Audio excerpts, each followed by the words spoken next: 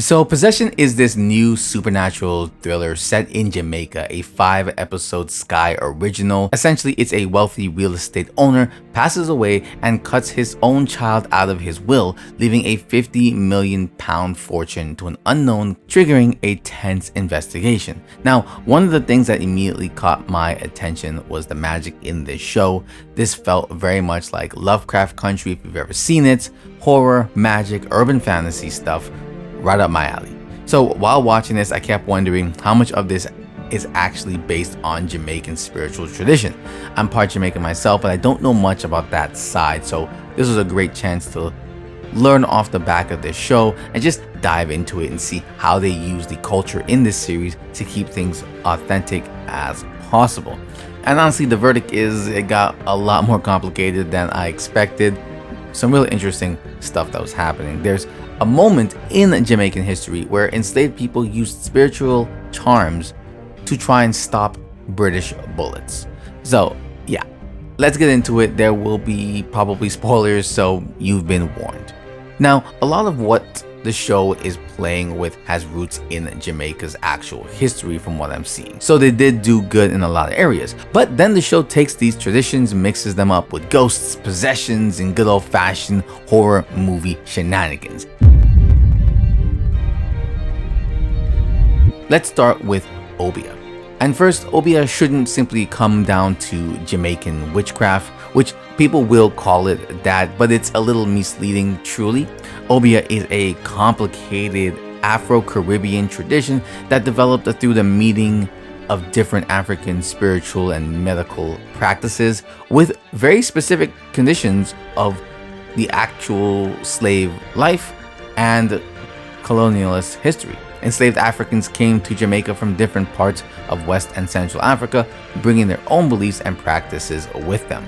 These traditions didn't just survive unchanged, they mixed, adapted, and developed alongside Christianity and other European beliefs, indigenous influences of Jamaica, and life under plantation slavery. So you have everything mixing together. So Obeah could involve things like healing, protection, spiritual intervention, divination, and depending on the context, practices that colonists saw as curses or poisonings. And here's where Jamaica's history gets even more interesting. The British were actually part of the reason Obeah became associated so strongly with dark magic and kind of what you have and see today.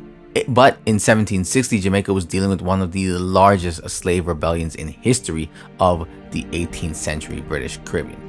Right, you have what's known as the Tacky Rebellion. And Obeah wasn't simply sitting on the sidelines during this. Historical accounts describe as spiritual practitioners administering oaths, preparing protective substances, and giving rebels spiritual protection before they walked into battle. These protections could make them invulnerable to British bullets. Whether these protections actually stop the bullets isn't really the point. The belief itself could create courage and loyalty, solidarity among people preparing to fight for their freedom. And the colonial government noticed. After the rebellion, Jamaica passed its 1760 anti-Obeah legislation. The law specifically connected Obeah with the fear of further rebellion and described practitioners as having influence over enslaved people that could threaten the order of things. So when you watch Possession, you see these African-derived spirituality treated as something powerful and potentially dangerous. There's actually a very real historical story beneath all of that. The British aren't just afraid of ghosts, they were afraid of what spiritual authorities would do in the hands of an enslaved population. With good reason. So where I give the show a kinda, Possession uses supernatural warnings, possessions, visions, bloodlines, and strange phenomena around Hope Hill's estate. And that's important because the show isn't really representing a documentary version of Obeah. The show is for entertainment. It's taking Jamaica's spiritual history and putting it through a supernatural filter, much the same way Sinners did with the magic in its universe. As a genre choice, I always love this. I think it's really smart. Horror is one of the few formats mainstream TV lets Black history really walk into the room and own it. But here's the filter it puts on real history. You can't forget that that is still happening. The show treats spiritual power as something that attacks you. Historically, Obeah was something people reached for protection, for healing, for courage.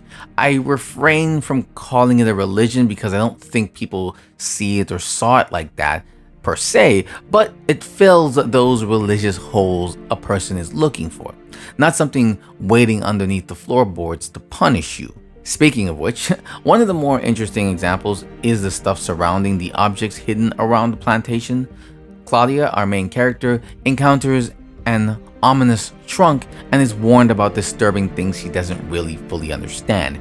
The idea of objects carrying spiritual significance absolutely fits into the wider Caribbean traditions of treating certain spiritual material with caution, even certain non-known spiritual material, just kind of stuff that isn't necessarily yours, that you get like a bad vibe from.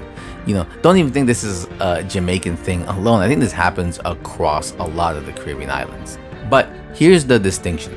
The show turns these objects into horror triggers. You touch the wrong thing and suddenly the plantation is trying to kill you. Real spiritual practices are obviously more complicated than that and probably a lot more subtle than that, but Obeah wasn't inherently some evil supernatural force, which is the main thing that I'm driving at here. It could involve healing and protection and community knowledge, just as much as certain practices colonists considered threatening. And then there's the show's connection to Tacky. This is actually one of the places where possession has some fascinating historical material to work with. During the Tacky Rebellion, in short, that was a major 18th century uprising of slaves in Jamaica. But historical accounts describe spiritual practitioners using blood oaths and protective preparation to help organize, communicate, and psychologically strengthen rebels. One account described a ritual involving blood, gunpowder, and grave dirt being used as part of an oath of loyalty and sealed that under a threat of spiritual consequences. The oaths, the communication, the psychological warfare, it almost feels like spiritual spycraft in a way to me. But that's how you organize a rebellion when you can't exactly put the plans in a group chat. So secrecy, oaths, spiritual authority, and rituals could become part of how people build trust, solidarity, hope, and belief in the cause. The British understood exactly how dangerous that was. So when they captured an Obeah man or Obeah practitioner, they didn't just execute them quietly. They hung them in full view of the rebel camp. Feathers, teeth, bone charms, and all.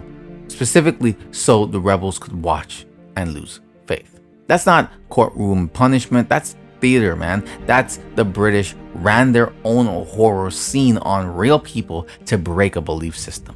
Now, that isn't part of possession enough, I found. Never quite got to it. It seemed there's a lot of other stuff going on, and it's a mini series. The show uses horror imagery to make you feel dread for sure, but the slavers used horrible imagery to make enslaved people feel disbelief, to lose hope. Same tool, but a little bit of a different direction. Something I would have loved to have seen the show do, dove a little bit further into it, but I don't know exactly how much they're willing to do with the show. I don't know much about this network and what they're willing to show, so it is what it is. Now, a quick pivot for this last part. There's another part of possession that I think is easy to overlook, but it's a great little addition that is just appreciated: the language. So Jamaican Patois isn't just English with a Jamaican accent. It's actually a Creole language with its own grammar, structure, and vocabulary shaped by English alongside African and other linguistic influences. And African influences is still visible in the Jamaican vocabulary, including words connected to spirituality and pretty much just everyday life. That's cool because language itself is part of the history and needs to be part of the story like this. It exists for a reason. It was partly built as a language enslavers couldn't really easily decode, so they didn't really know what was going on. It sounds like English, but if you're using it properly enough, you don't really understand it. I have a difficulty understanding what people are saying, and that's because it's not exactly English. It's like English adjacent.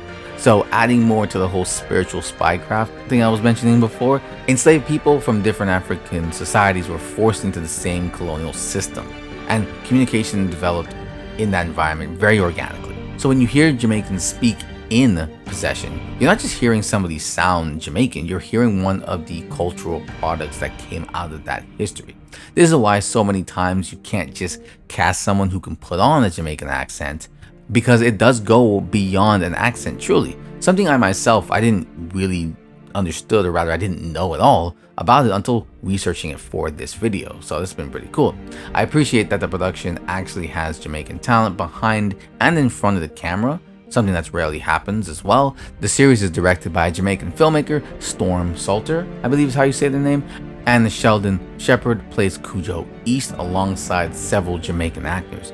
That's not a trivia footnote, it's why the dialect on screen sounds lived in instead of performed. And I think it's really hard to find someone who can do just a really good job at doing Jamaican Patois. I'm sure there are people out there, but I also am sure it's few and far between. But that's the show using language, I think, as a character device in that way, the same way it uses costumes or lighting. One character is fluent in the culture, one is visiting with our main character Claudia, and you can hear the difference between characters who naturally speak Jamaican Creole and characters like Claudia who move between Jamaican and British environments, getting that code switching going on, but you don't really get, Jamaican out of her, which you shouldn't, because she's from the UK. So the language is doing storytelling too, another layer of storytelling that I'm not sure a lot of people might appreciate, just from the fact that they probably don't know, because I didn't until this video. So is all the magic in the show historically accurate? No. The possessions, yes and no, but supernatural attacks and ghostly manifestations are very much the show's own supernatural mythology. But is the history underneath it completely made up? Definitely not. Obeah has real roots in African spiritual worlds, carried into Jamaica through slavery. Ultimately, I think it was a fun and interesting show. I think for someone who's into something like Sinners or Lovecraft Country, that kind of stuff, you'll really enjoy this as one of those three. It's definitely not the top out of those three, but I really enjoyed it, and I look forward to seeing more stuff like this coming out of the Caribbean, and other stories being told in the Caribbean as well. I look forward to seeing some sci-fi stuff. We can even step away from the horror stuff, but I love where we're at right now and the more that can be built on it. Like, we got stuff like Bandi, that was really good. It was the last show I watched before this one, set in Martinique. Also really great watch. If you haven't seen that, I would encourage you to check it out. It's not in the same realm as this. It's not a fantasy, magic, horror, thriller stuff. It's more grounded in reality, I'd say, but still really great. Kind of this gangster family thing going on there. And that's it for the video. If you enjoyed, you'll love the next one coming up. But until then, like, comment, and share this out.